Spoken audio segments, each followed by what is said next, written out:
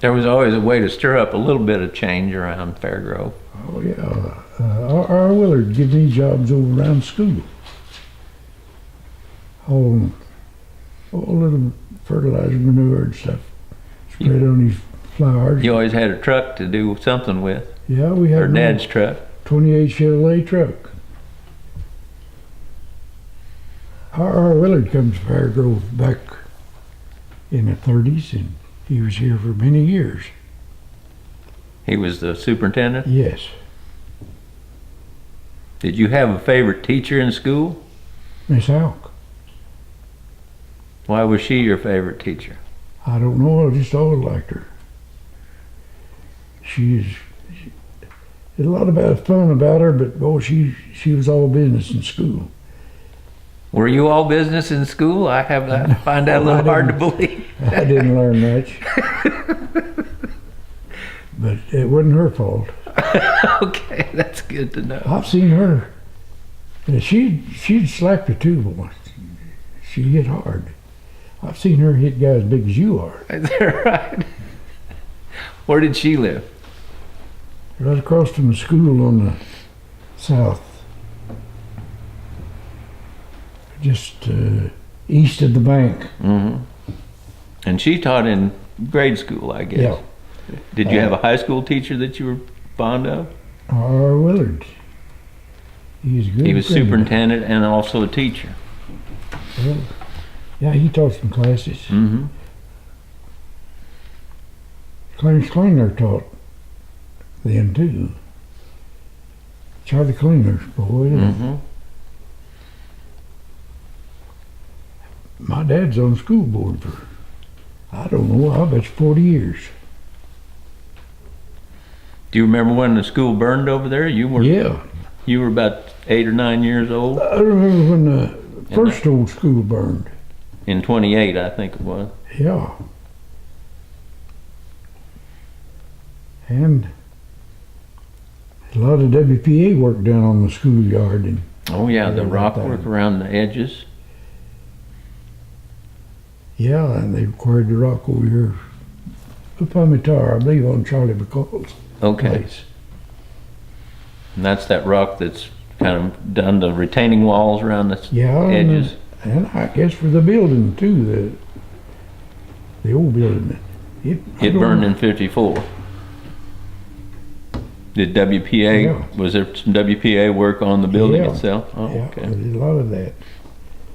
Willard was really good at getting government money for school.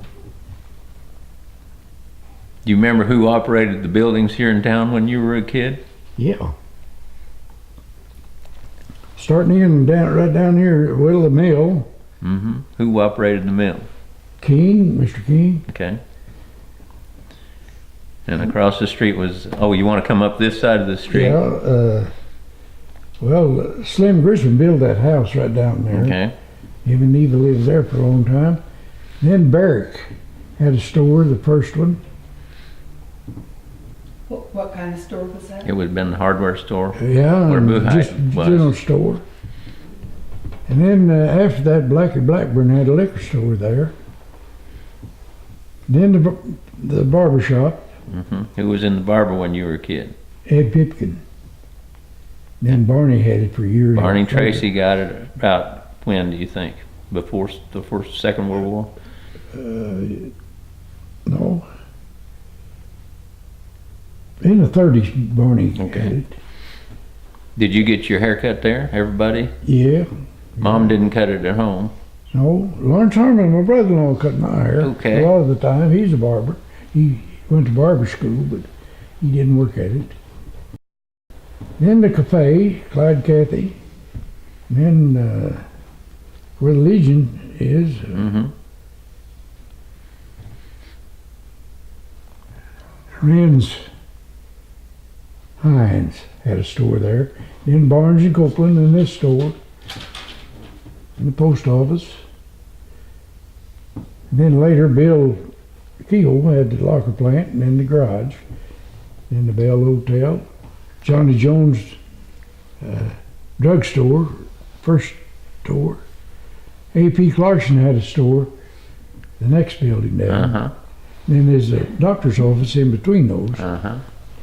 That's right across the street from here. Yeah. Then I remember when they had a bank there, J.I. Grant, he lived where Agnes Tracy lived up here. Before the bank closed in 29. And then it was empty for a while.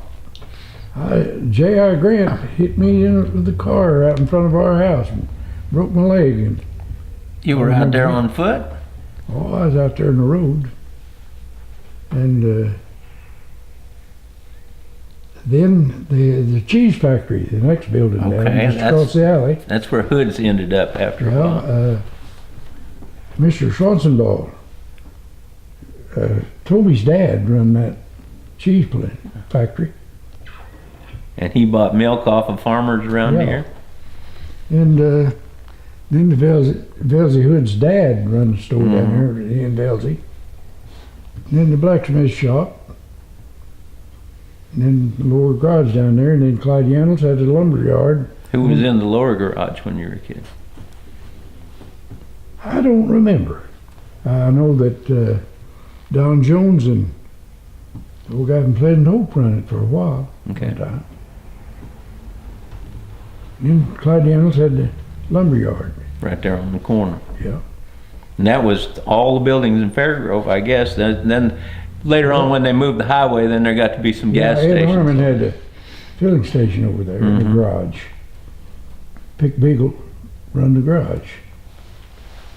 He might have been the one down in the lower garage for a while. He might have been down I think there, maybe he was. Now I know they sold cars up here on the corner Yeah. in this garage, the upper garage. Model T Fords. Uh-huh. I remember when they'd drive them out from Springfield, 4 or 5 of them come out of the house. It was a car dealership. Yeah. Who bought a new car out there? Did anybody in I don't know Fairgrove? if anybody bought a new car back then. Pretty hard times. What did a used car cost you? Well, the first model, bought a 28 Chevrolet, I believe I gave $30 for it. And it was running good. Oh yeah, you could buy a pretty good old Model A Ford for $25, $30. I bought some of them. And you just run them until they fell apart, or did you? Yeah. You did a little horse trading. Did you ever do car trading? Well, I could have been a millionaire if I'd laid off cars, motorcycles. What? You rode motorcycles too? Oh, I did. When did you start doing that? I was about 16. I got an old flathead Harley. I remember one time, all together up here, Wart Sharp, Wally, Okay. took off down the hill on a stripped down Model T Ford. Of course, there's gravel streets and pretty good chug holes in the streets. And he got down foot of the hill, he took the steering wheel all the way around his head. He'd run the big chug holes and he run about halfway through the lumberyard wall, tin wall. Was Mr. Yandel pretty happy about that? I don't remember. I doubt it.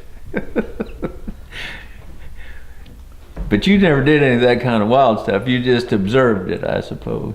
Yeah, I run around about like the rest of them. Was there a pretty wild bunch of boys around here when you were a kid? Oh, some of them drove a little wild. If I had anything to drive, but I rode a horse quite a bit. Yeah. Yeah. Did you ride a horse to school? How did you get to school? I rode a school bus and walked. Gus Harwood drove the first old school bus that Clyde Yannels built the body for it, Mm-hmm. and is an old International. And I walked to school some too.